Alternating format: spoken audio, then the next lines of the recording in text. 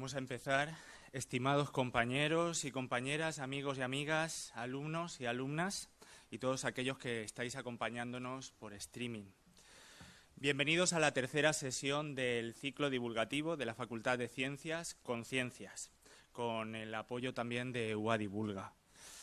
Resulta que somos una huella dactilar, un iris cuarteado azul, verde o marrón, y somos sobre todo, lo que diga de nosotros, un minúsculo ácido desoxirribonucleico en forma de doble hélice.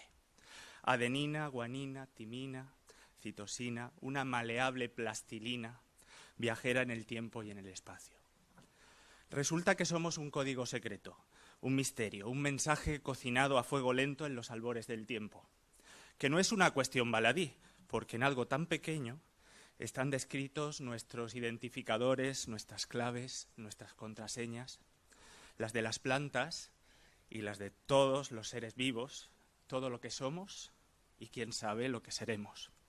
Una intersección no vacía donde vivimos todos los organismos de ayer y de hoy, como estar vivos y muertos, como estar en ninguno y en todos sitios, como vivir en el pasado y en el futuro al mismo tiempo. Pero los códigos forman parte ya de nuestra vida diaria, más allá de nuestro cuerpo, quiero decir, porque así como nuestro código genético nos describe y nos oculta a la vez, somos un código de lenguaje, de comunicación, de valores, de comportamiento, que codificamos y decodificamos continuamente. Hay, de hecho, un sentido de atrevimiento y aventura en cada mensaje que se encuentra, en cada código que se desentraña. Y nuestra forma de vida está ligada indisolublemente a esos mensajes ocultos. En ese mundo de códigos y criptografía, los secretos son la moneda de cambio. Un juego continuo entre la necesidad de protección y la tentación de asalto. Como una atracción casi cuántica que aspira a definir y entender aquello que no se ve, lo que no se puede medir y todo ese misterio intrínseco de las pequeñas partículas, caracteres ocultos que dan forma a nuestra realidad. Hoy hacemos un viaje a ese criptomundo, natural o artificial, en donde aquellos que tienen el conocimiento y la habilidad para encontrar las claves son los que tienen el poder. Y lo haremos de la mano de dos grandes profesionales, dos grandes comunicadores científicos, Juan Carlos, a mi izquierda, María Ángeles Gil, a la derecha. María Ángeles, madre mía. Primer secreto, primer misterio, ¿eh? Y María Ángeles Alonso y Juan Carlos Gil, a lo largo de sendas conferencias de alrededor de media hora de duración. Muchas gracias por acompañarnos. Si os parece, os presento a la primera ponente, María Ángeles. María Ángeles Alonso es profesora de botánica del Departamento de Ciencias Ambientales y Recursos Naturales y pertenece al Grupo de Investigación de Botánica y Conservación Vegetal de la Universidad de Alicante. Es especialista en flora y vegetación de saladares, o como ella diría, una botánica la mar de Salá. Sus líneas de investigación están relacionadas con la taxonomía, sintaxonomía y conservación de las especies vegetales y sus hábitats. En su día a día se conjugan las expediciones de recolección al campo, el trabajo en los herbarios y el trabajo en el laboratorio, usando técnicas de microscopía y el instrumental óptico para el estudio de las características morfológicas, así como las herramientas que la genética molecular nos ofrece para trabajar a nivel genético. María Ángeles cree firmemente que solo se puede conservar aquello que se conoce, y de ahí su inagotable esfuerzo para transmitir la pasión por el mundo de las plantas. No en vano ha participado en muchísimos proyectos de investigación con empresas externas al ámbito universitario, destacando la participación en la realización de inventarios de biodiversidad, flora amenazada y hábitats. Además, durante 4 años, hasta hace relativamente poco tiempo, fue directora de la sede universitaria de Villena, desde donde trabajó con muchas empresas de la provincia y asociaciones como proyecto de transferencia. Sin más dilación, les dejo con ella, con María Ángeles Alonso, y su conferencia Criptobotánica, el inicio de la vida oxigénica.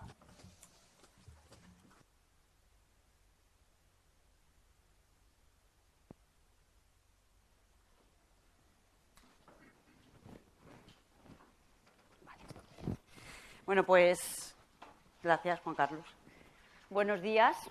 Muchísimas gracias a todos los que habéis venido a escucharnos. Hablábamos de eso viniendo, que estas charlas son muy interesantes y que en muchas ocasiones pues no nos enteramos a veces de su existencia, pero bueno, se va a grabar por streaming y a lo mejor pues la podéis ver vosotros evidentemente en directo, que no hay color, y vuestros compañeros en diferido. Me gustaría, en primer lugar, dar las gracias a vosotros, que ya lo he hecho, que habéis venido a escucharnos, y también a la Facultad de Ciencias, por ser la responsable de estas charlas que se vienen haciendo durante varios años. Y dentro de la Facultad de Ciencias, al coordinador de este ciclo, que es Julio Molero, y que me ha encantado la presentación. A mí cuando me presentan y escucho, digo, seguro que esa soy yo. No estoy muy segura de que todo lo que dicen sea verdad. Pero realmente sí que para mí es un esfuerzo no, sino una obligación divulgar mi ciencia, y también por eso doy las gracias, y mi ciencia es la botánica. Entonces, llego a este ciclo de conferencias queriendo hablar de botánica y me ponen de compañero a Juan Carlos Gil, un gran divulgador, y con un título, y me dicen, tiene que tener algo que ver con la charla de tu compañero. Y la charla de mi compañero se llamaba Criptografía y algunas cosas cuánticas. Y yo, criptografía y algunas cosas cuánticas con la botánica, y además cuando me habló con Julio quería que hablara un poco así de las cosas más exotéricas, digo, no lo sé. Lo primero que se me ocurrió, digo, pues mira, para hacer así la gracia, voy a coger su título y voy a copiarlo y hacer un paralelismo. Criptografía y algunas cosas fálicas. No que me echan, no, venga. Criptografía, sí, criptografía, criptobotánica. Pues voy a hablar de cosas escondidas. Porque esa es la etimología de la palabra. Los que me conocéis sabéis que me gusta mucho la etimología de las palabras porque ayuda mucho al estudio de la ciencia, no solo de la botánica, sino de todas las ciencias. Entonces, criptografía, criptobotánica, algo escondido, el inicio de la vida oxigénica, mucho más de la Universidad de Alicante. ¿Vale? Entonces, así titulé la charla y así es como vamos a empezar. Pero si vosotros, grandes amantes del Google, ponéis criptobotánica en el Google, lo que os va a salir no es lo que a mí se me ha ocurrido que pueda ser la etimología de la palabra, sino que la criptobotánica es más tirando a la pseudociencia y al ocultismo, y trata de encontrar aquellas plantas que se comen literalmente a los animales, incluso a las personas. Evidentemente esas plantas no existen en la naturaleza, no existen en la naturaleza, aunque en el metaverso puedan existir, en la naturaleza no. No digo que no hayan plantas que matan, que a verlas, haylas, ¿vale? Pero no tienen estas formas de que sí que vemos en las leyendas, esta es la planta ya te veo, que se come el hombre, o en las películas, la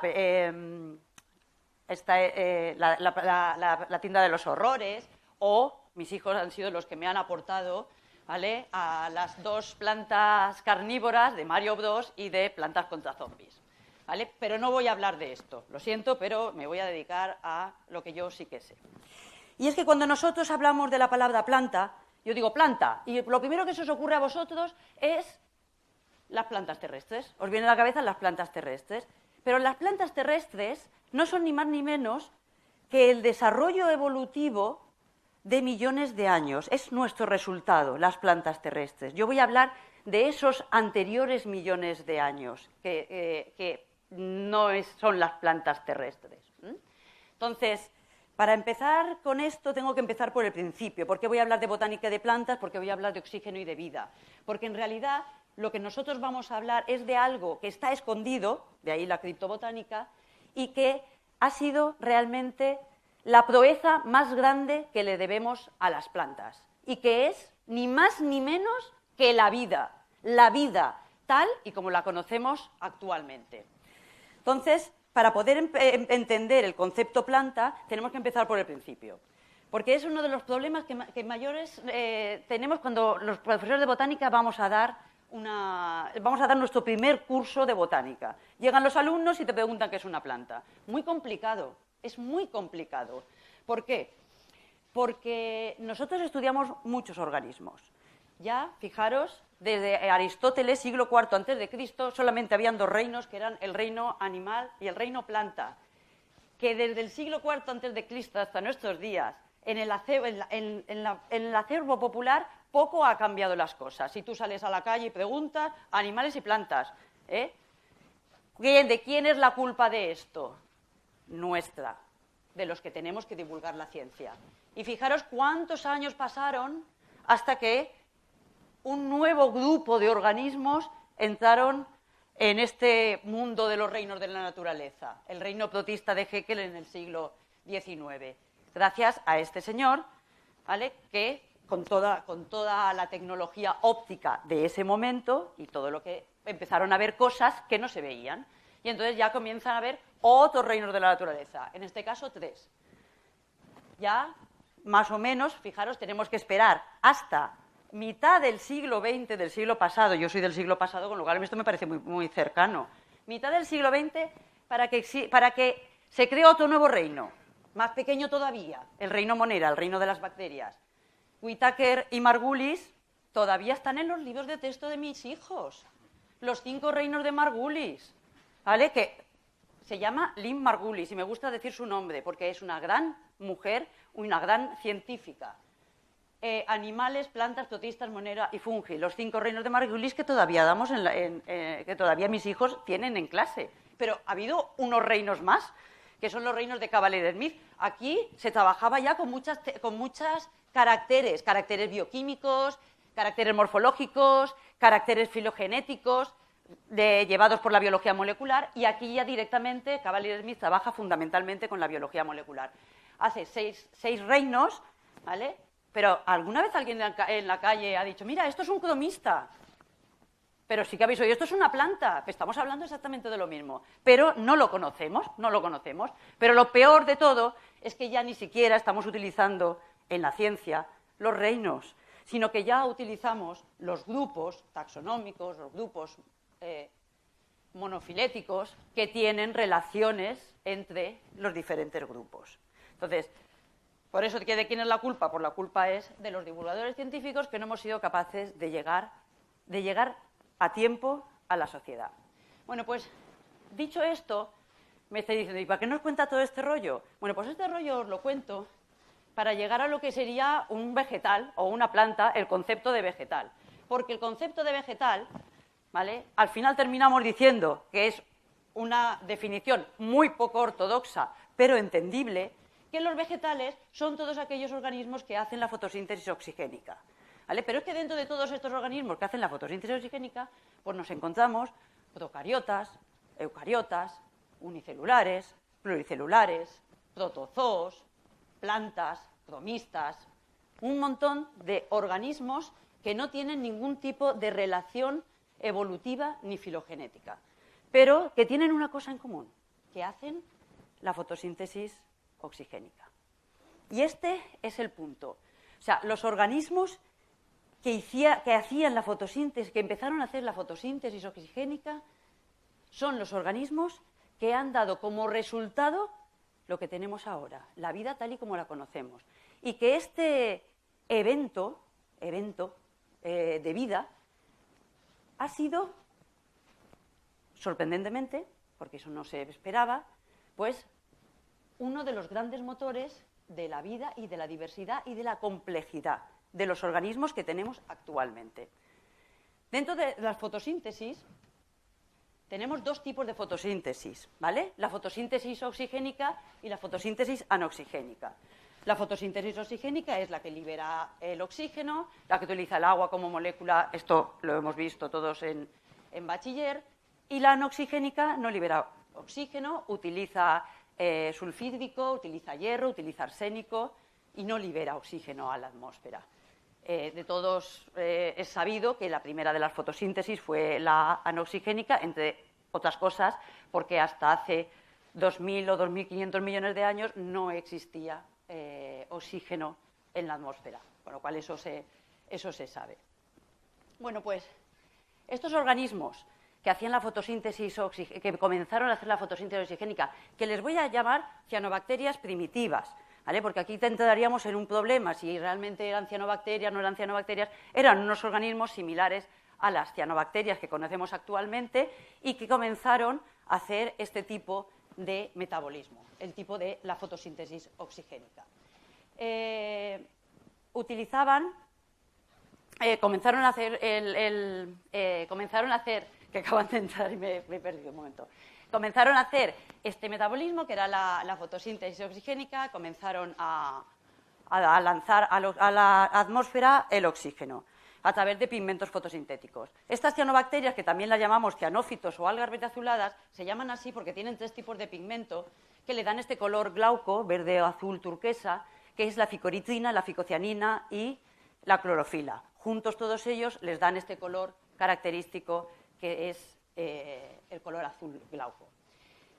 Y lo interesante, y a donde teníamos que ir de la criptobotánica, es precisamente a que estas cianobacterias antiguas son también las precursoras de los plastos de nuestras plantas. Y ahí es porque decía antes que lo maravilloso de las plantas terrestres, y que nos viene a la cabeza la palabra las plantas, es que llevan en cada una de sus células los cloroplastos que llevan en el interior el ADN ancestral y maternal de estos organismos fotosintéticos que comenzaron a fotosintetizar hace 3.500 millones de años. ¿Y cómo sabemos esto? Bueno, pues volvemos otra vez a esta maravillosa mujer que es Lynn Margulis, que habló de la teoría de la endosimbiosis.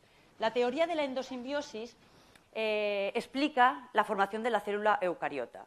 La célula procariota, que es la célula que estábamos hablando, las cianobacterias son organismos procariotas, ¿vale?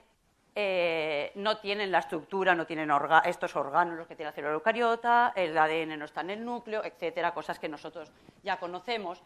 Y Margulis promulgó esta teoría de que algunos organismos procariotas se habían juntado en una célula que por membranas había compactado el ADN en el núcleo y, en primer lugar, hace 2.000 millones de años comenzaron estos organismos que eran las mitocondrias y que hacen la respiración celular, a hacer la respiración celular de esta célula eucariota. Y que posteriormente esta teoría de endosimbiosis, comida, gloop, endosimbiosis, me quedo dentro, es engullida pero no digerida, comienza a hacer la fotosíntesis en el interior de las células eucariotas. Así que tenemos células eucariotas con mitocondrias, cloroplastos y muchas más cosas que no tendríamos tiempo de hablar, pero lo que nos interesa es eso. O sea que la criptobotánica a la cual me he querido referir es precisamente a esta, a que las plantas, todas las plantas, todos los organismos, todos los vegetales, en el concepto de organismos que hacen la fotosíntesis oxigénica,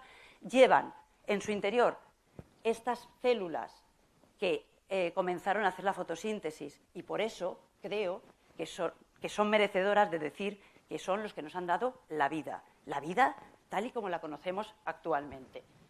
Si es que en el interior de estas células eucariotas tenemos plastos de color verde, se llaman cloroplastos, o plastos de color rojo, que se llaman rodoplastos, o plastos de color marrón, que se llaman feoplastos. Y aquí la imagen que he puesto, porque en el interior de estos plastos está el código genético, también escondido, el criptocódigo esto es un trozo de un código de un gen de un cloroplasto, que es un gen procariota. Bueno, volvamos al medio acuático. Las plantas desde el medio acuático comienzan a utilizar este oxígeno, incluso el agua oxigenada por ellas mismas, están en un medio muy cómodo, allí están bien, trabajan bien allí, y entonces empieza la revolución de organismos unicelulares a organismos eucariotas, de organismos eucariotas a organismos unicelulares pluricelulares, pasan de reproducciones muy sencillas a la reproducción sexual, ciclos de 2 y 3 generaciones, estaban genial. ¿A quién de ellas se les ocurrió decir, bueno, vamos a conquistar el medio terrestre? Pero si el medio terrestre era un medio hostil, pues hace 500 millones de años, sin ningún tipo de motivo, las plantas terrestres comenzaron a iniciar su conquista de ese medio que realmente es un medio hostil. Y eso, para el año que viene, Conciencias, hablaremos de la conquista del medio terrestre. Como esta es una charla que es de ciencias, pero también es de conciencia, voy a seguir hablando de las cianobacterias y a ver qué podemos sacar de aprendizaje de ellas. Bueno, pues, como he dicho anteriormente, una especie que encuentra un evento evolutivo tan interesante y tan magnífico como el que encontraron estas cianobacterias, hacen necesariamente que comiencen a proliferar de una manera desmesurada. O sea, una cosa que una especie puede encontrar hace que prolifere de una manera desmesurada. Esto ya creo que os empezará a sonar. Son mucho más competitivas que las que tienen alrededor, mucho más competitivas. En ese momento, las cianobacterias son los organismos más eficientes energéticamente. Como diría mi hijo, son las putas amas del metabolismo autótrofo. Las demás no tenían nada que hacer con ellas, con lo cual comenzaron a echar oxígeno a la atmósfera y a echar oxígeno a la atmósfera y a echar oxígeno a la atmósfera y a echar oxígeno a la atmósfera. Pero ¿qué pasa con tanto oxígeno en la atmósfera? La suerte tuvieron en que al principio el oxígeno iba siendo captado por las rocas, pero llegó un momento en que ya las rocas ya no podían captar tanto oxígeno y seguía el oxígeno libre en la atmósfera. ¿Y qué pasó?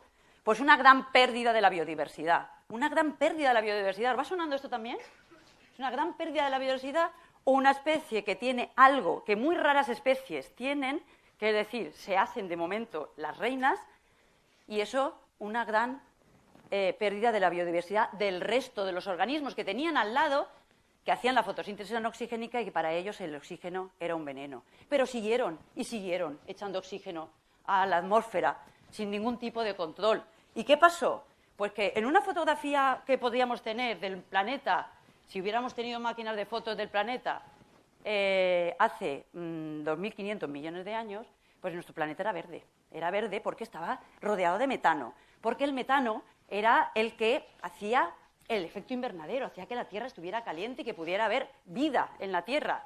¿Y qué pasó? Porque tanto oxígeno en la atmósfera, el metano tiene una reacción de oxidación con el oxígeno, dando ¿qué? Dióxido de carbono, ¿vale? CO2, ¿vale? ¿Y qué pasa? Que el CO2, o sea, que el dióxido de carbono como gas efecto invernadero, y esto os sorprenderá, es mucho más suave, como 30 veces peor que el metano. Y en aquel tiempo, hace 2.400 millones de años, el Sol no calentaba como calienta ahora. Entonces, ¿qué pasó? Que la Tierra se enfrió. La Tierra se enfrió y los hielos llegaron a la Tierra. Y es lo que se llama la glaciación huroniana.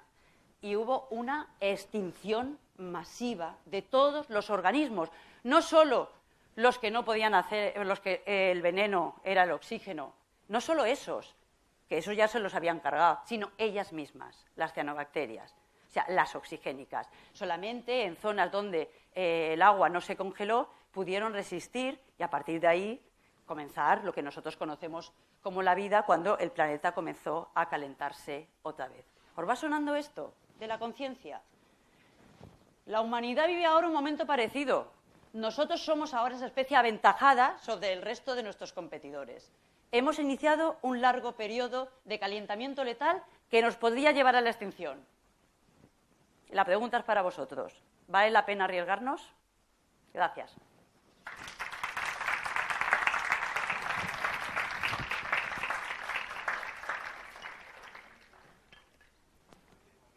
No sé si hay alguna pregunta, algún comentario.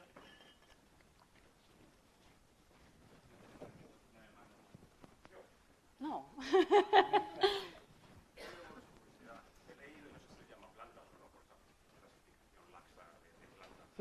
habido algunos organismos que han perdido la capacidad de hacer la fotosíntesis, que son meros parásitos. Todas las características de plantas. Sí. A ver, sí. Como vas a venir el año que viene, cuando ya explique la conquista del medio terrestre, efectivamente, las plantas comienzan a conquistar el medio terrestre. El medio terrestre es un medio hostil y entonces las plantas se han tenido que ir adaptando a este medio hostil. Algunas no les gustó y se volvieron otra vez al agua. Por eso hay plantas que tienen tejidos verdaderos, que tienen flores y frutos como la Posidonia oceánica, que volvió al mar, pero es es a posteriori.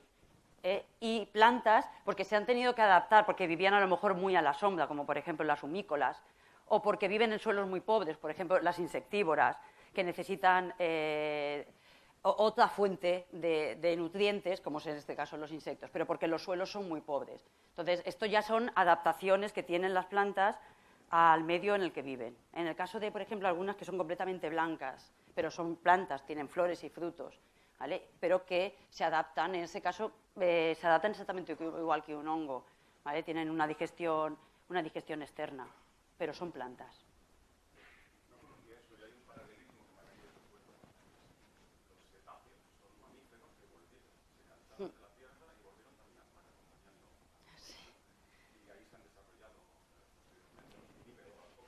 Es que yo siempre lo digo, es que estábamos muy bien en el agua. Los mamíferos, nosotros también. Bueno, los hombres no, pero los animales. Pero bueno, quisimos conquistar el medio terrestre, así somos, así somos. Y así lo vamos a ver. Muchas gracias.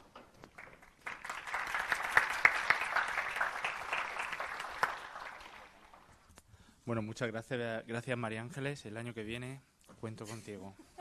Ya te has invitado.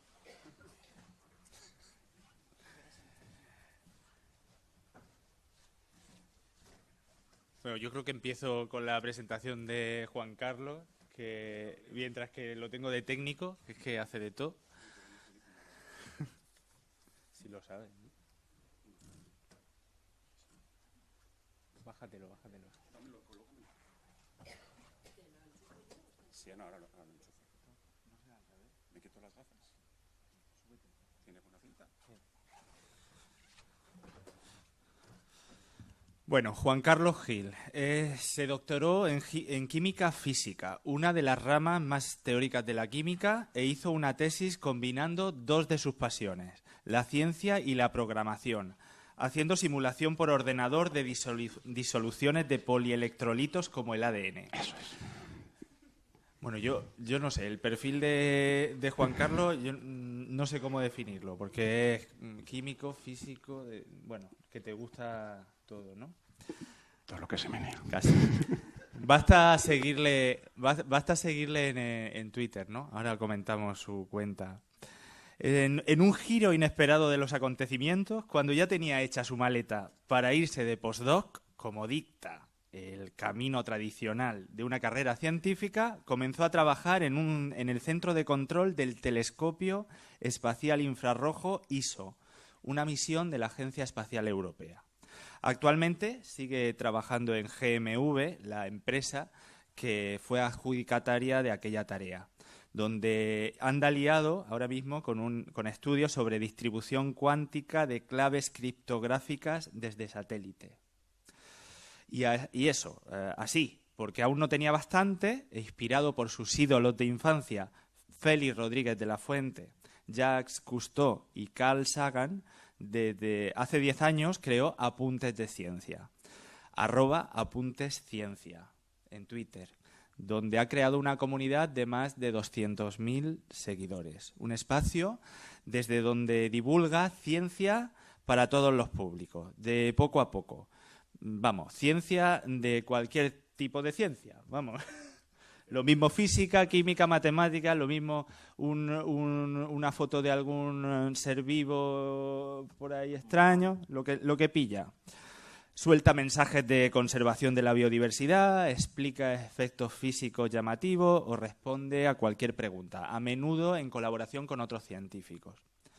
La visibilidad que le ha dado Apuntes de Ciencia le ha abierto las puertas de la divulgoesfera, de la divulgación, y escribe cositas de vez en cuando para Naucas, da charlas también en los ciclos de Naucas, charlas con la asociación Ciencia con 3 Encantos de su ciudad, en Madrid, hace radio en el podcast Enciérrate con la Ciencia y colabora con la asociación Iberozoa para la conservación y divulgación de la fauna ibérica. Imagino que algo de este popurrí tuvieron que ver tus padres, ¿no? Vislumbrar tus padres cuando el pequeño Juan Carlos jugaba con las piezas del tente, la liaba con el quimicefa o se leía así a ratos la enciclopedia que le habían regalado. No sé con qué parte de la ciencia se quedará Juan Carlos, pero yo creo que el pequeño alter ego, cuando era más pequeño, más joven, ya había elegido disfrutar y hacer disfrutar con la ciencia. Sin más dilación, les dejo con Juan Carlos Gil y su conferencia Criptografía y cosas cuánticas. Sí. Vale.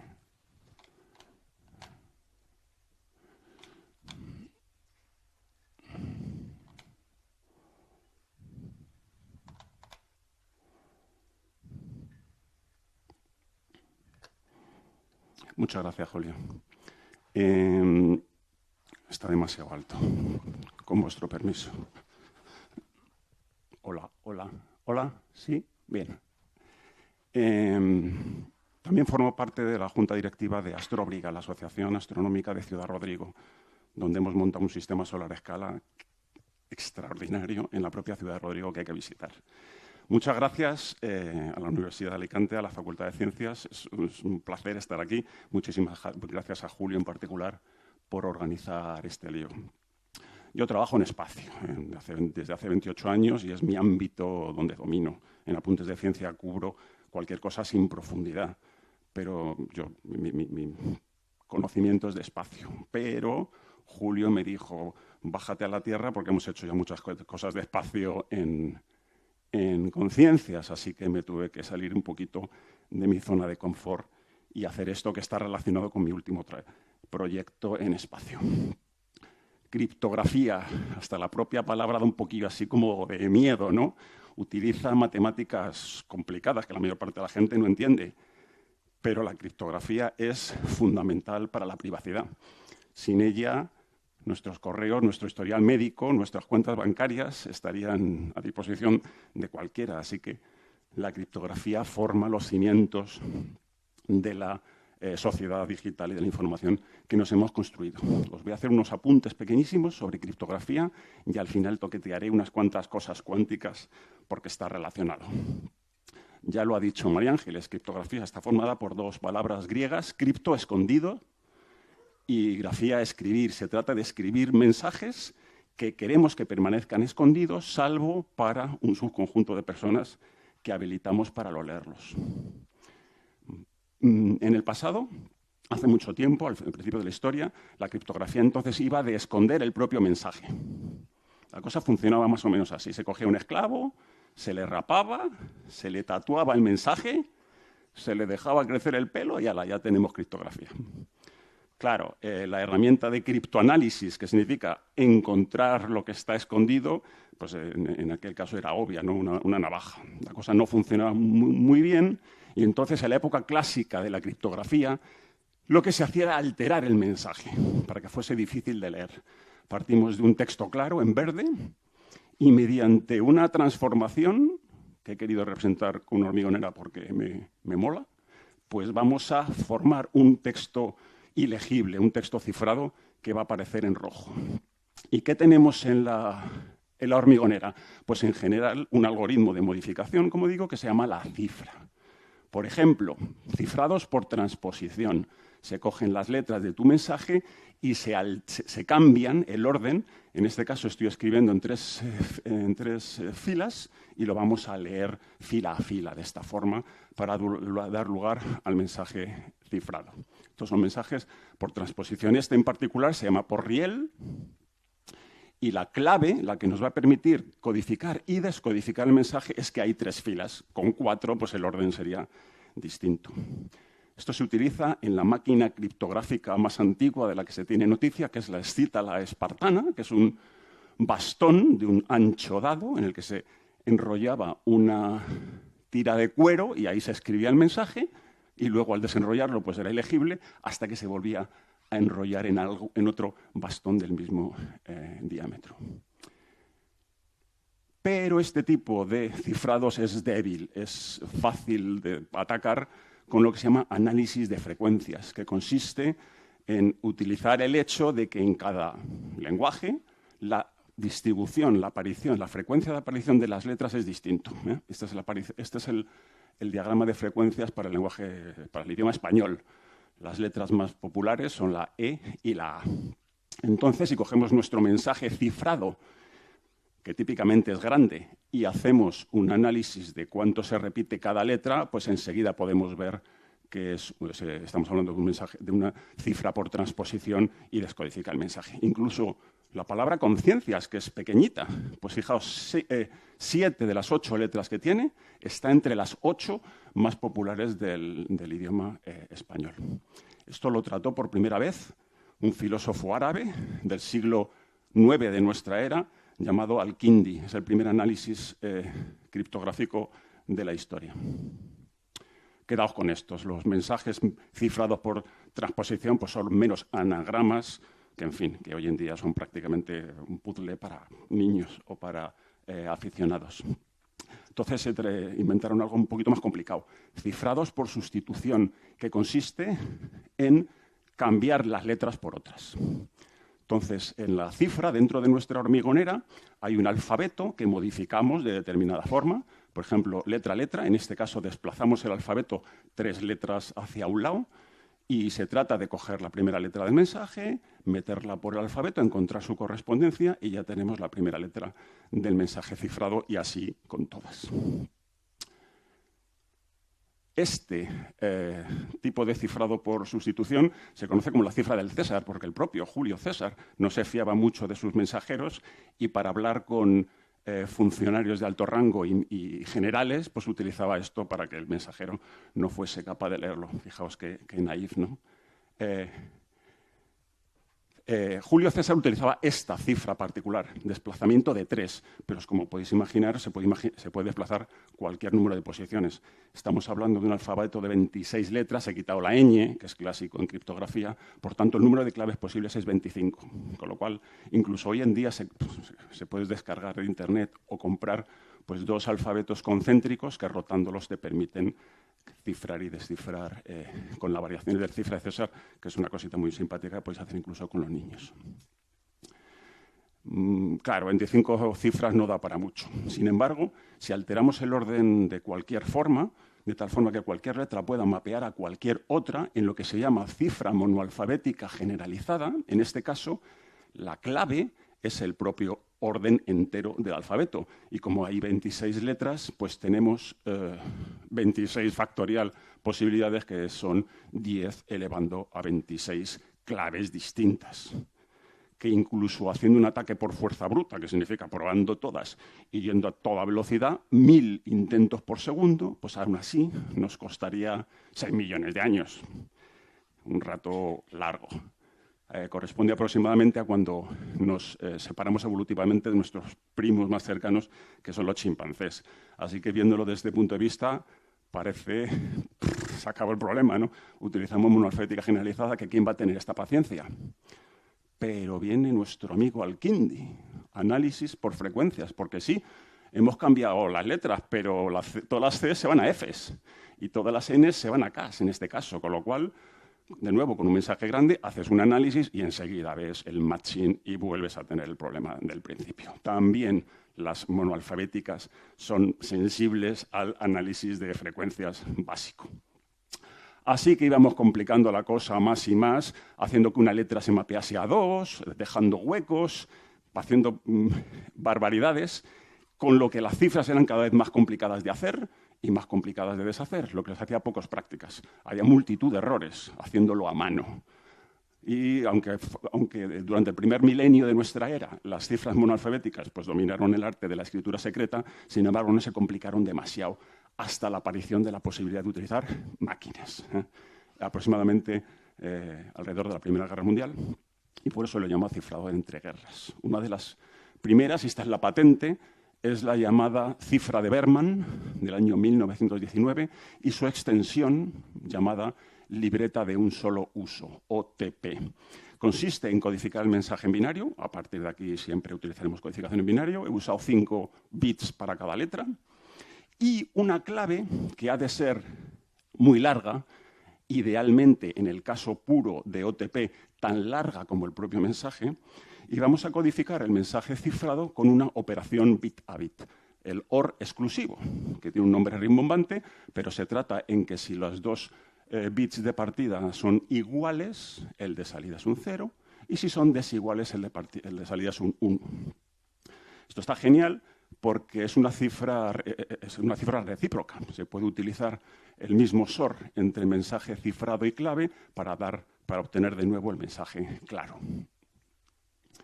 Si de verdad nuestra cifra es muy larga, es perfectamente aleatoria, la mantenemos en secreto y no la reusamos así para múltiples mensajes, si de verdad se cumplen estas 4 condiciones, es posible demostrar matemáticamente que OTP da lugar a secretos perfectos, donde el mensaje cifrado no tiene ninguna correlación, no contiene ninguna información del mensaje claro. Existen 2 métodos de secretos perfectos. Uno es OTP y el otro os lo cuento más tarde. ¿Qué pasa? OTP es muy complicado usar. En la práctica que se hace, se generan un montón de claves con antelación, se distribuyen entre las personas o los organismos que se vayan a comunicar, se mantienen en el secreto mejor que puedas y cuando toca sacas una clave, la usas y luego la destruyes. De hecho, se llama libreto de un solo uso, libreta, porque durante la Guerra Fría eran libretitas físicas. Eso es una foto de verdad de una de una rusa capturada por el MI5. El problema fundamental de utilizar un método perfecto como OTP es la distribución de las claves. Quedártelas, guardártelas, que no te las pillen, destruirlas luego, en fin. Con lo cual me voy a guardar este avioncito de papel porque luego voy a hablar de él. ¿Vale? Llega la Segunda Guerra Mundial y se empezaron a utilizar lo que se llaman cifrados polialfabéticos. En vez de un único mapeo de alfabeto a alfabeto, pues varios en secuencia. Hubo multitud de máquinas que hacían cifrado polialfabético, muchas de ellas del bando aliado, pero sin duda la más popular es Enigma. Enigma tenía 3 alfabetos implementados como 3 rotores, que como su nombre indica, rotaban cuando dabas una tecla, se codificaba y hacía todo raca raca y te daba otra cifra polialfabética, con lo cual era un locurón. ¿Vale? ¿Quién rompió la cifra Enigma? ¿Alguien lo sabe? Efectivamente, fue un equipo de matemáticos polacos encabezado por Marian Rejewski. ¿Qué pasa? Esto fue al principio de la guerra. Enseguida se dieron cuenta los nazis y le pusieron 2 rotores más a la ya de por sí endiablada Enigma, pasando a 5. Locurón, no había que lo tratase. Entonces Marian y su equipo pusieron su conocimiento a...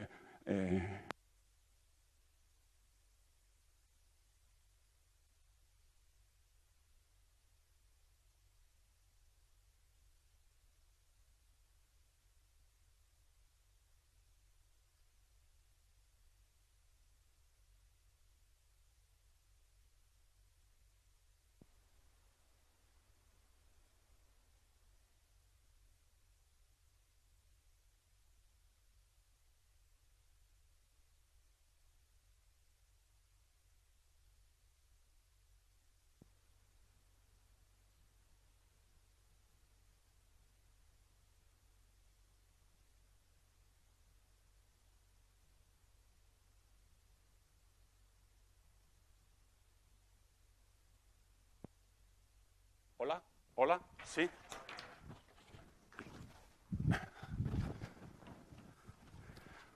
Os estaba diciendo que los nazis se dieron cuenta y complicaron, bueno, brutalmente Enigma y entonces las investigaciones de Marian y de su equipo pues se las pasaron a franceses e ingleses y ahí sí, en Inglaterra de todos es conocido que acabó por darle la puntilla pues, Alan Turing, pero él no estaba solo. En la mansión Bletchley estaban hasta 10.000 rompedores de códigos, de los cuales 6.500 eran mujeres, como nos recordó el propio Julio Molero en un Día Internacional de la Mujer y de la Niña en la Ciencia del año 2019. Bueno, la rotura de Enigma, desde luego, acortó la Segunda Guerra Mundial, sin duda, y quién sabe si no fue clave para cómo se desenvolvió. Llegan los ordenadores, ya no hay problema en que la cifra sea muy complicada, porque lo va a hacer rapidísimo y no se va a equivocar. Y esto abre pues, una serie nueva de posibilidades. La idea de utilizar varios métodos de transposición uno detrás de otro que podía parecer simpática, pues no vale para nada, porque el resultado sigue siendo una transposición. Y lo mismo ocurre con una sustitución. Muchas sustituciones es una más complicada, piece of cake, para los ordenadores. Pero ¿qué pasa si mezclo transposiciones y sustituciones?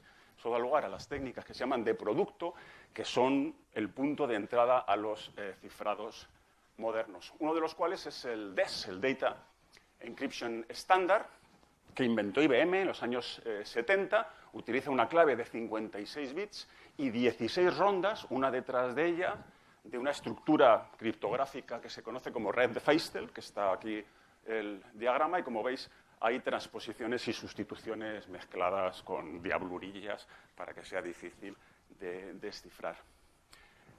El National Institute for Standards and Technologies declaró el Data Encryption Standard Federal Information Processing Standard, es decir, método aprobado FETEN para cifrar información sensible no clasificada en el año 1976.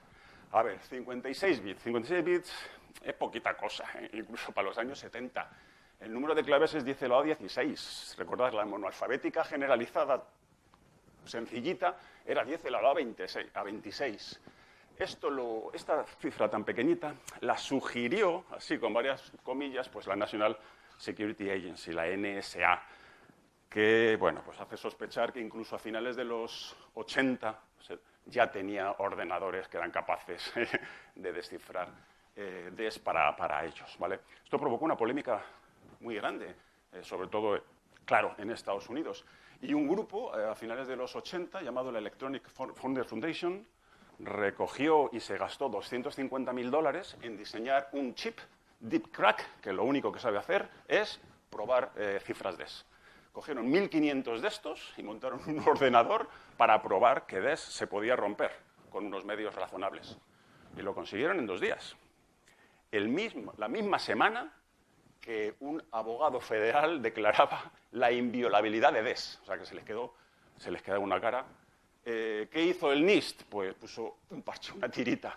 Dijo, venga, DES no, pero triple DES sí nos va a valer. ¿Qué es triple DES? Un DES detrás de otro 3 veces, ¿vale? O sea, no se rompió mucho la cabeza. El DES sigue siendo FIPS, sigue siendo estándar, hasta el año 2030. Pero claro, el fiasco del DES enseguida les hizo pensar en un nuevo método. Entonces hicieron un concurso que empezó aproximadamente en los años 90 para hacer el Advanced Encryption Standard, AES. Y lo ganó 2 criptógrafos belgas, Herman y Diamond, bueno, y juntando letras de sus apellidos, al método le llamaron, todavía más complicado casi, Rindael, todo el mundo lo conoce como AES, que tiene 3 posibilidades para la clave, 128, 192 y 256, y mapeando esas 3 posibilidades, 10, 12 o 14 rondas de una red criptográfica demencialmente complicada, tridimensional, pero así está diseñada, que es extraordinariamente eficiente, tanto para ser implementada como en hardware y en software, y requiere muy poca memoria y muy poca capacidad de cálculo. ¿Vale? Esto ya suena mejor, ¿vale? Con la de 256 tenemos 10 elevado a 77 claves que, en fin, ni aunque pongas a todos los chimpancés a hacer, en fin, es tremebunda, ¿vale? Con lo cual se declaró FIPS hasta para top secret, ¿vale? O sea, y esto aplica hoy en día. Estamos utilizando AES. AES mola mazo, quiero decir. Es lo que se usa, nos hablamos con los satélites con ella, porque es de lo que yo sé, la implementan los chips en hardware, todos los chips modernos, tienen ahí unos cuantos miles de transistores dedicados a hacer AES, y la usáis en la wifi de vuestra casa, porque espero que todos utilicéis encriptación WPA2, que es la que por debajo tiene AES. Todos los métodos que hemos visto hasta ahora son de lo que se llama clave simétrica. Se utiliza la misma clave para cifrar y para descifrar. Si Alicia quiere pasar un mensaje a Borja, lo coge, se hace con una clave, encripta, cifra, cierra el mensaje con esa clave, se lo pasa a Borja y por un método alternativo y más secreto, pues le pasa también la clave. Con lo cual Borja utiliza la llave para abrir el candado y se hace con el regalo. Estos métodos de clave simétrica dotan a la comunicación de integridad, como un sobre con lacre, ¿eh? Nadie puede alterar el mensaje, Además es confidencial, porque solamente quien tiene la llave puede leerlo. En tránsito es ilegible, pero tiene problemas. Tiene problemas con el secretismo. Obviamente la clave pasa por allí por como sea, y por tanto un hacker malvado, Eva, pues si se hace con la clave es capaz de leer tus secretos. Y además tiene otro problema que casi es peor, y es el de la autenticidad. ¿Cómo sabe Borja que el mensaje viene viene de Alicia realmente y no de su primo? ¿Vale? Porque te llega un mensaje cerrado y una clave, lo abres y ¡pum!, explota. Para aliviar estos problemas inventaron los métodos de clave asimétrica o de clave público-privada, que, como su propio nombre indica, tiene dos claves. Y en este caso la cosa empieza en el ámbito de Borja. Borja se hace con una caja fuerte y una llave. La caja fuerte es la clave privada, pública, y la pone ahí en Internet para que todo el mundo la vea, de tal forma que si Alicia quiere mandar un mensaje secreto a Borja, se hace con una copia digital de esa caja fuerte, mete el mensaje dentro y cierra la caja fuerte. Le da vueltas al manubrio. Ahora Alicia, ella misma ya no puede sacar el mensaje, no tiene la clave. Alicia manda la caja fuerte cerrada a Borja, que como tiene la clave él en su casa, pues es capaz de sacar el mensaje. Así funciona. Los humanos somos muy, muy listos. Se me ocurren unas cosas. Bueno, mantiene la integridad y la confidencialidad de los métodos de clave única, pero además da el traste con el problema del secretismo. La clave no sale de la caja, del bolsillo de Borja, que lo tiene a buen recaudo. Y además es capaz también de lidiar con la autenticidad y con una nueva característica fundamental en la sociedad moderna, y es el no repudio. Es el hecho de que cuando Alicia manda un mensaje, luego no puede decir, no, eso no era mío. No, eso está firmado dentro y ha sido tú, chica, que nos conocemos. ¿Cómo se conoce esto? Pues con unas infraestructuras de certificación que están basadas en lo que se llama ACEA, Autoridad de Certificación. En España, la AC raíz es CERES, de certificación española, que depende de la Fábrica Nacional de Moneda y Timbre, que es quien expide esos certificados que algunos de nosotros tenemos en el ordenador para hacer nuestra declaración de la renta y demás desde casa.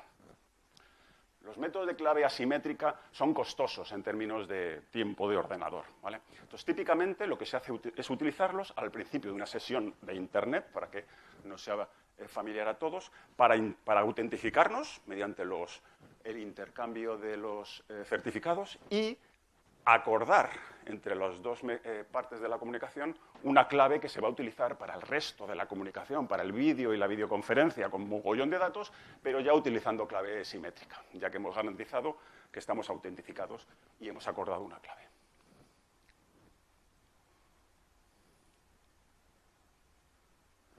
Una clave público-privada muy popular es la RSA, por las siglas de sus tres inventores, que utiliza como clave privada dos números primos grandecitos.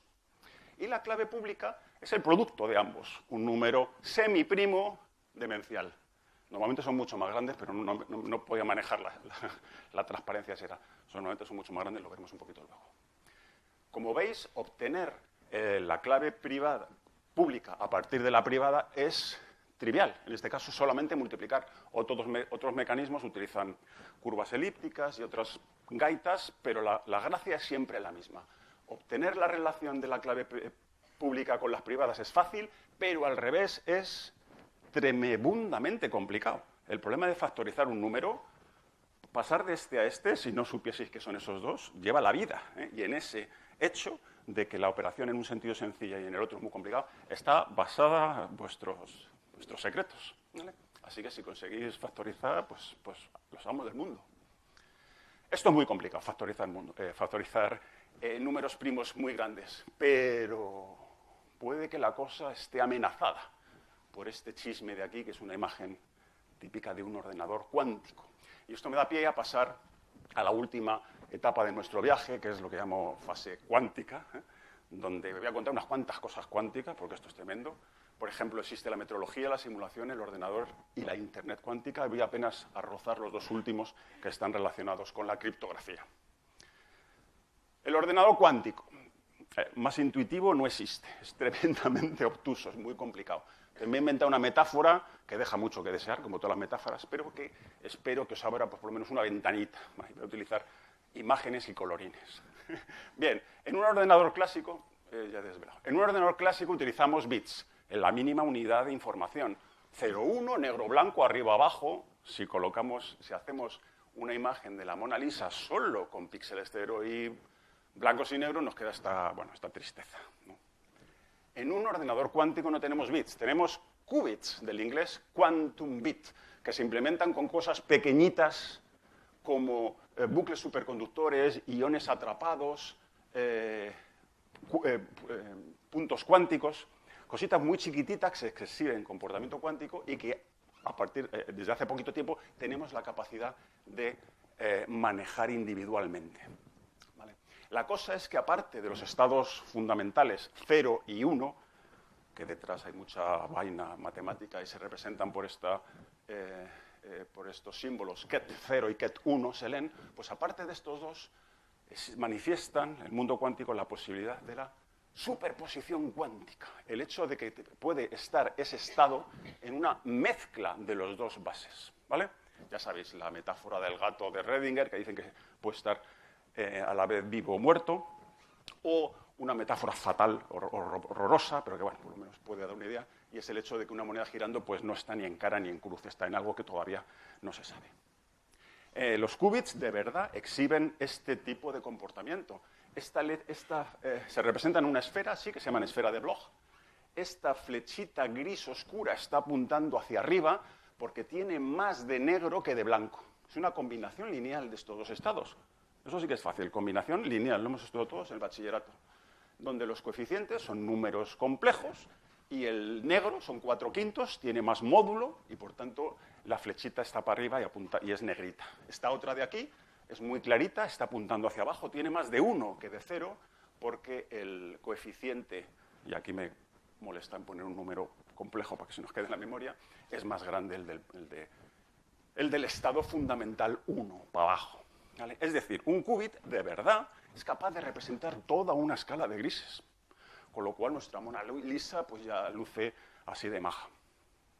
¿Qué pasa si tenemos 3 bits?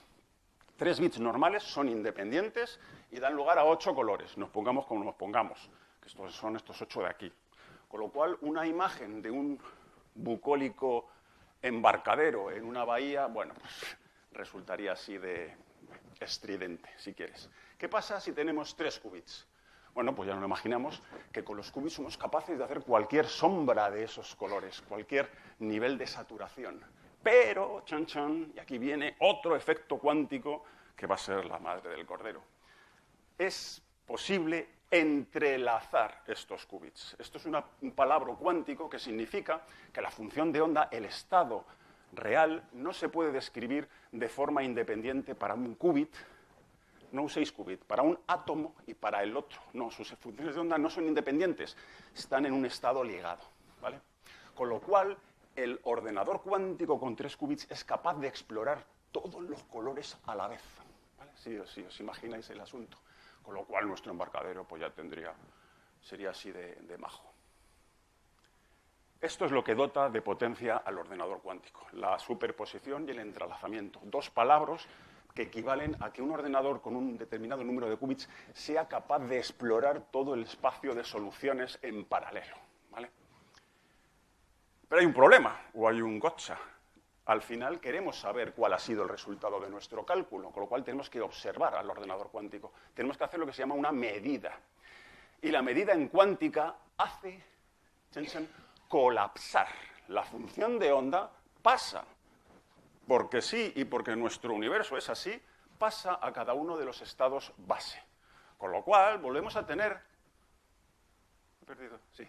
Volvemos a tener los mismos colores de antes, pero, y esta es la metáfora, bueno, conseguimos una foto con solo estos 8 colores, pero digamos que mejor, más potente que la original, porque la hemos trabajado no bit a bit, sino de forma conjunta, en paralelo. ¿Vale? ¿Qué es un ordenador cuántico? En una sola slide. Es un conjunto de qubits que pueden tener un estado superpuesto, que son capaces de entrelazarse en ellos y que con nuestra arte moderna hacemos que interfieran selectivamente estos coeficientes que os hablaba antes para que unos estados suban y bajan, de tal forma que en nuestro algoritmo lo queremos hacer de tal forma que al final tengamos unos coeficientes mucho más gordos correspondientes a la solución del problema que queremos resolver. Cuando medimos, cuando le decimos ¿cuál es el resultado?, él nos dice gato verde fiesta. Y se ha roto todo el entrelazamiento y todas las superposiciones. Esto es un ordenador cuántico con imágenes y gatos. Algoritmos cuánticos. Se representan así, lo que se llama un circuito cuántico. Cada línea horizontal es un qubit y las cajas cuadradas esas se llaman puertas, porque se hace un paralelismo con las puertas clásicas, la AND, la OR, que es otra cosa. La H de la izquierda se llama puerta de Hadamard, y lo que hace es coger un estado en ket 0, es decir, un estado base 0, y lo pone en superposición perfecta entre los estados 0 y 1, en superposición perpendicular. Y bueno, la de la derecha, por ejemplo, es una puerta medida u observación que colapsa el gato, ¿vale? Tenemos un estado cuántico representado por una única rayita y lo hacemos pasar a 2 estados clásicos, 0 o 1. Por eso le salen 2 patitas por la derecha. Aquí ya ha acabado la cuántica y ya podemos trabajar con ese resultado en un ordenador clásico. Os voy a poner 2 ejemplos de algoritmos cuánticos. La primera vez que lo vi yo, o sea, me reventó la cabeza estrictamente. Bueno, el algoritmo de Grover sirve para buscar en una tabla no ordenada, que es equivalente al problema de invertir una función. Si yo os digo que pensa en un número del 0 al 100, venga, del 1 al 100, y os pido que lo adivinéis, diréis 47. Yo digo no. 23, yo digo no. 98, yo digo no. No os doy ninguna información. En promedio vais a tener que utilizar 50 intentos y en el peor de todos 99. Es decir, el problema de buscar en una tabla no ordenada es lineal. Si el espacio de problemas se duplica, necesitas el doble de posibilidades para intentar acertar. Bueno, pues el algoritmo de Grover funciona en orden raíz cuadrada del tamaño del problema. Es decir, es capaz de adivinar el número del 0 al 100 que os estaba haciendo solo preguntándome 10 veces. El algoritmo de Shor es todavía peor. Es capaz de factorizar números primos con una eficacia ridícula, absolutamente brutal. Esto de aquí es el logaritmo de n al cubo. Esto es increíblemente eficaz, porque el mejor método para calcular números primos es la criba de Erastótenes, eso de tacho todos los múltiplos de 2, tacho todos los múltiplos de 3, tacho todos los múltiplos de 5, voy tachando todos los múltiplos de los primos anteriores. Es ridículamente difícil. Bueno, pues Shor es eficaz, es capaz de factorizar números primos en un tiempo decente. Las puertas y las operaciones cuánticas no son más rápidas que las operaciones en un ordenador que tenéis en vuestra casa. Este portátil es mucho más rápido operación a operación que un ordenador cuántico, pero un ordenador cuántico necesita un número exponencialmente inferior de operaciones. En vez de 10 elevado a 37 operaciones, te lo hacen 23. Y esa es la gracia de los ordenadores cuánticos. Buscar en tablas, hacer inversión de funciones, factorizar números. Podéis imaginar ahora por qué los ordenadores cuánticos son una amenaza para nuestra criptografía. Y hay un montón de métodos, incluyendo RSA y Diffie-Hellman, que se utiliza para intercambiar claves en todos los sitios. Imaginaos, RSA, ¿os acordáis del número primo? RSA con un ordenador cuántico, cuando esto funcione bien, porque estamos empezando, pues simplemente morirá. No será útil para guardar vuestro historial de compras en Amazon. ¿Cómo estamos? Bueno, pues para RSA se recomiendan 2048 bits, con lo cual el número más grande que podemos tratar de factorizar tiene 616 cifras. Antes paré en la transparencia, pero son 616. Yo creo que daría la vuelta a la sala. ¿Cuál es el número más grande que hemos factorizado con un algoritmo cuántico a día de hoy? El número 15. No 15 elevado a nada, 15, 5 por 3 es lo que mejor. Estamos en una fase en la que los ordenadores cuánticos tienen mucho ruido, son difíciles de construir y difíciles de manejar. Pero la cosa está ahí, la amenaza está. Hoy no, pero mañana sí. Y por eso ya se está haciendo los malos conocen esto y están haciendo una técnica que se llama Store Now, Decrypt Later. Se están guardando los secretos importantes, militares, gubernamentales, vete a saber, los documentos privados cifrados que les mola, se los guardan esperando que dentro de 10, 15, 20 años sean capaces de romperlos con un ordenador cuántico, siempre y cuando esa información todavía tenga gracia, ¿no? Pero esto lo están haciendo los malos. El NIST lo sabe y ya está trabajando desde hace una década aproximadamente en nuevos algoritmos que sean resistentes al ordenador cuántico. A menudo a esto se le llama criptografía postcuántica, pero es un nombre súper confuso y es mucho mejor utilizar resistente a cuántica.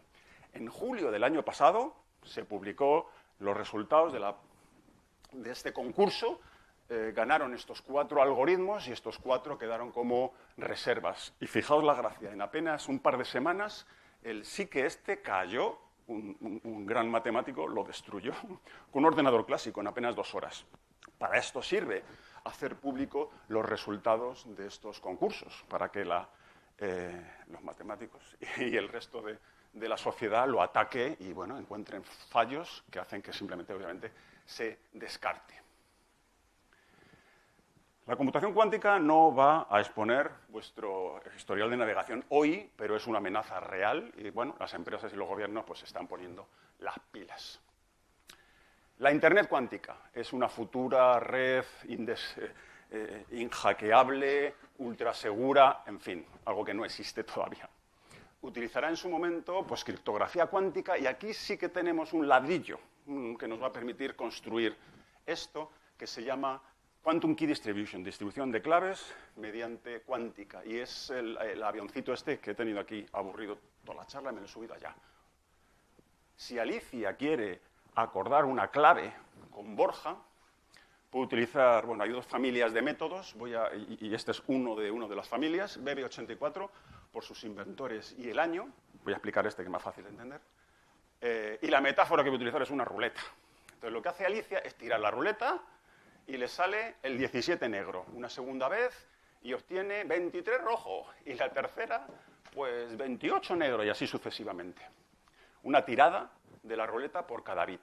Y Alicia deriva de estos números la clave, los bits 1 o 0, dependiendo de la paridad. Impar 1, par 0. ¿De acuerdo? Impar 1, par 0. Vale, ahora lo que hace es coger y manda la medida, la tirada, no el bit. La tirada completa se lo manda a Borja. ¿Qué es esta tirada? Bueno, pues esto es un estado cuántico.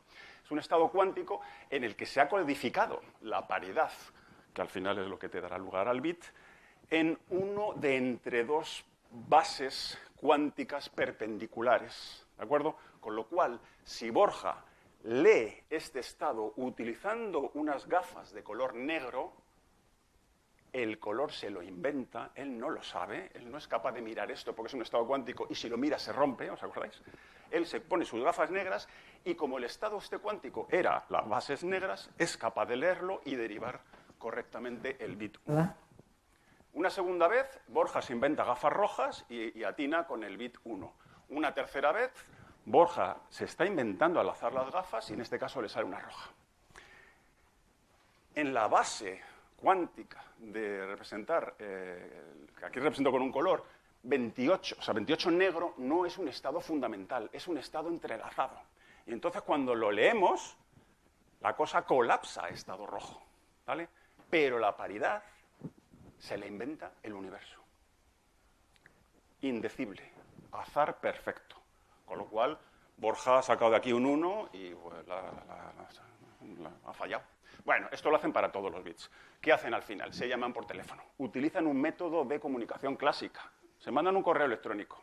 Y ahí se intercambian información entre las bases, no entre los bits, porque si no, entre las bases. Oye, yo tenía un negro al principio, guay, yo también. Un rojo luego, vamos fetén. Negro yo, vaya, yo utilizo rojo. Este bit no nos vale. Y así lo hacen para todos.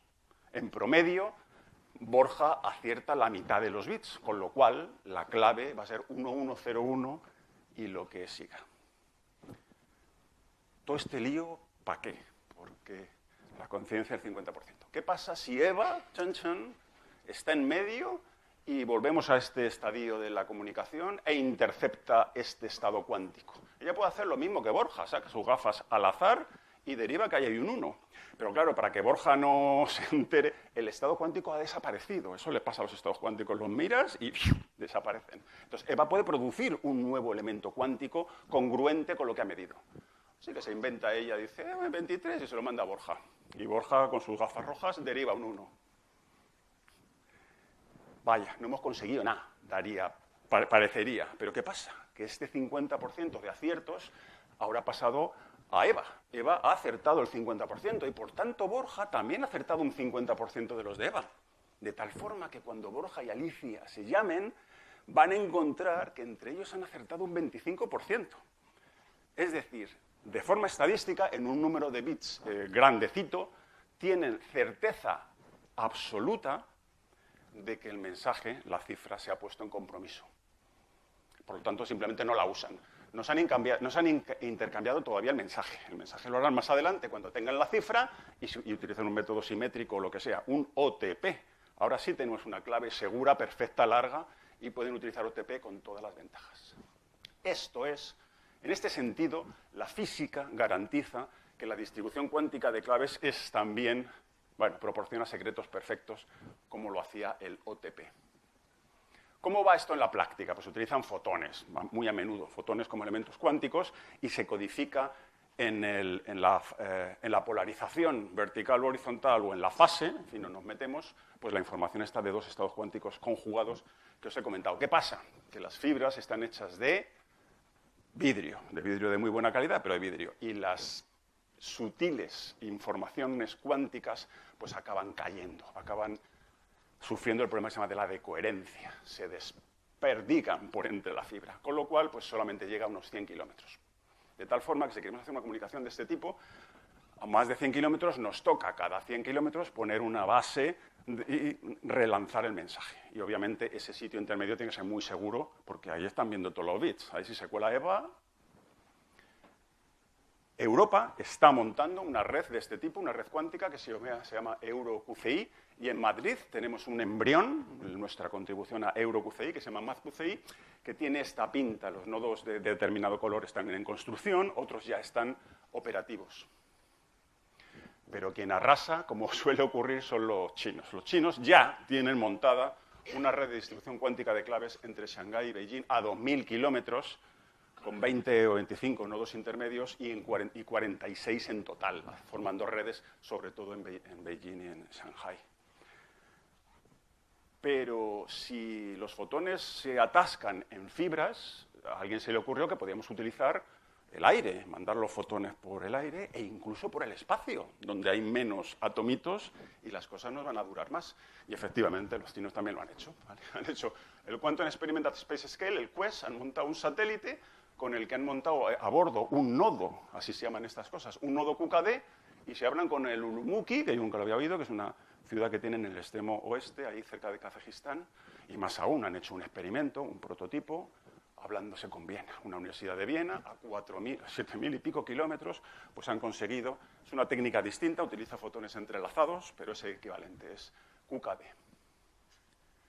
El satélite este se llama se llama Micius, derivado del nombre de un filósofo y físico chino, bueno, físico, ya sabéis que en esa época todo se mezclaba, llamado Mozi, del siglo IV a.C., que estudió las propiedades de la luz, ¿vale? Y por eso le llamamos Micius.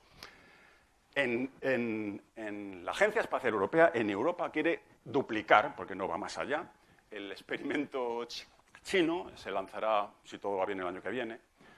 Las cosas del espacio van despacio, digo yo, con lo cual se suelen retrasar. Pero bueno, van a hacer algo semejante, un satélite que se llamará Eagle One y que podrá conectar nodos terrestres en Europa.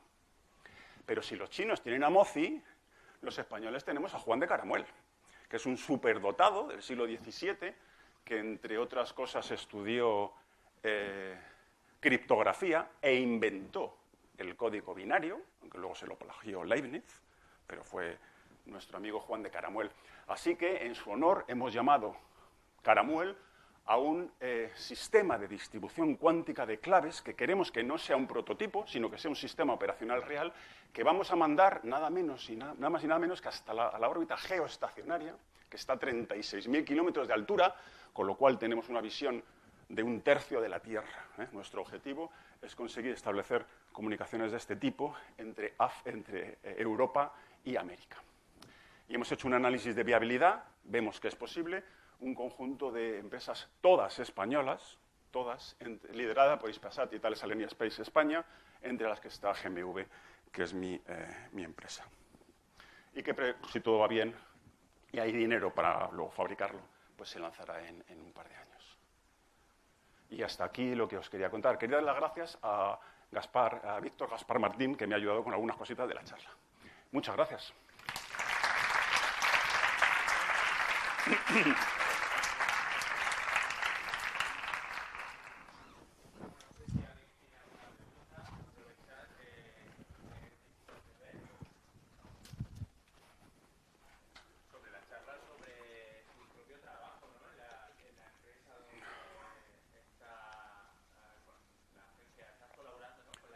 Es uno de nuestros clientes fundamentales, sí. Aunque hay mucha actividad comercial, no institucional. Por ejemplo, Hispasat es una empresa española y es de las más grandes del mundo en comunicaciones por satélites. ¿Tienes compañeros matemáticos, físicos? Manda currículum, Julio, quiero decir, mandad currículos. Tenemos en nuestra empresa, en estos momentos, en la web de la empresa, 200 plazas abiertas. Necesitamos gente para aburrir, tenemos mucho trabajo. Y desde luego matemáticos, vamos, bienvenidos. Pero cualquier tipo de carrera STEM, en fin, nos va bien. Incluidos biólogos. Hacemos monitorización de plancton, salinidad, cobertura de hielos desde el espacio, recursos hídricos. Es alucinante lo que se hace desde el espacio con los satélites de observación. En concreto, los matemáticos, los físicos, ¿qué labores realizan? Pues, ¿Qué realizan tú o están más especializados? dentro de una empresa al final creces como quieres, pero un perfil físico-matemático pues son perfectamente maleables, con lo cual tienen una base que desde programar hasta diseñar sistemas grandes o hacer investigación en satélites de posicionamiento.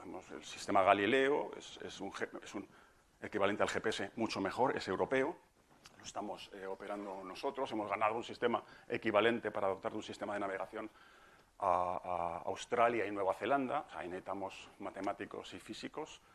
Los coches BMW montan, no sé si montan o montarán, estamos ahí en fase de hacerlo realidad, está el proyecto acabado. Montan navegadores para el coche autónomo basado en nuestra tecnología. ¿Alguna pregunta? Y a la hora de utilizar con qubits, he visto que es un método que es similar o al menos en el diagrama se parecía, porque el que hace referencia a los que ya se han utilizado o a los que ya ha tenido. Nosotros hemos visto en clase un método que usa a lo mejor una palabra en 5 bits, los dos últimos, y encripta con esos dos últimos y saca uno nuevo. ¿Los qubits funcionan parecidos? Es decir, trabajas con X de final y sacas uno y así hasta que se va repitiendo. No conozco exactamente lo que me preguntas, pero hay dos claves. Una de ellas es que estamos en lo que se llama fase NISQ de la computación cuántica, donde hay mucho ruido. Esto que os he contado es perfecto en las slides, perfectamente dibujadas. El caso es que los pobres qubits acaban decayendo y hay que añadir qubits de control, qubits de redundancia y qubits para mantener la paridad, lo que os contaba de la paridad, pues de los otros, ¿vale? Con lo cual unos se ayudan a otros. Pero la gracia fundamental es que no utilizo dos qubits para alimentar a otro. Eso es una forma de pensar un poco clásica, si me permites la crítica, entre comillas. La gracia es que los qubits trabajan en paralelo, probando a la vez todas las posibilidades mediante un enlace, o sea, mediante un estado entrelazado. Eso, en fin, yo casi lo tengo aprendido de memoria, porque es que me cuesta visualizarlo. Si no te pones a ello. Yo jugueteaba apenas con un ordenador cuántico, me he hecho un curso que está disponible de IBM, que se llama...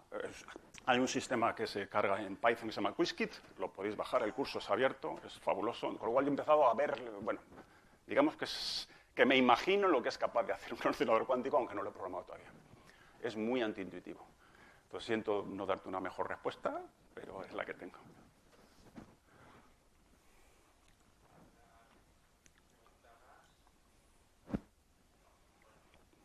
Muchísimas gracias a vosotros. Muchas gracias a vosotros.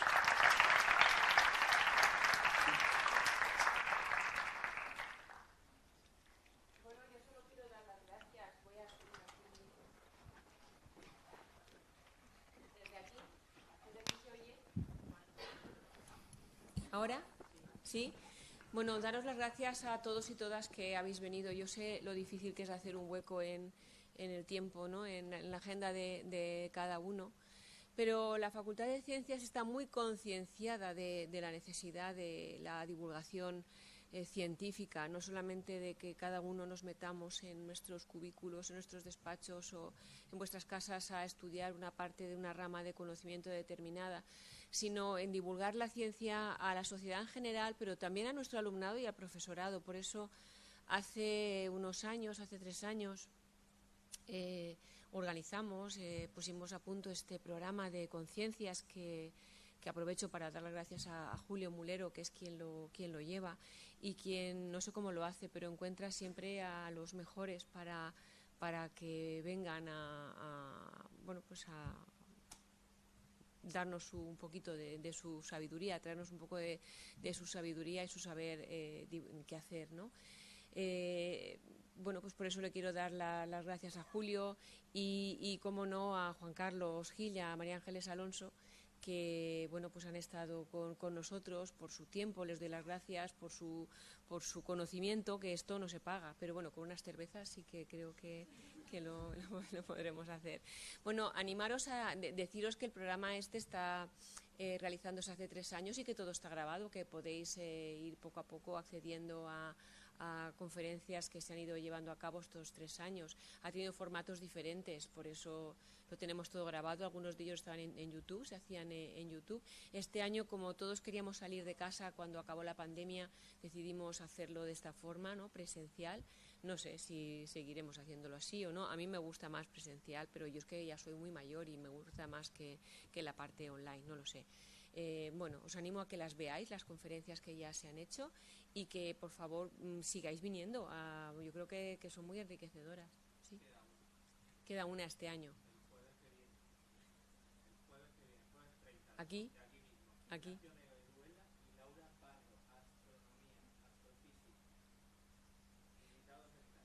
Muy bien, pues muchas gracias.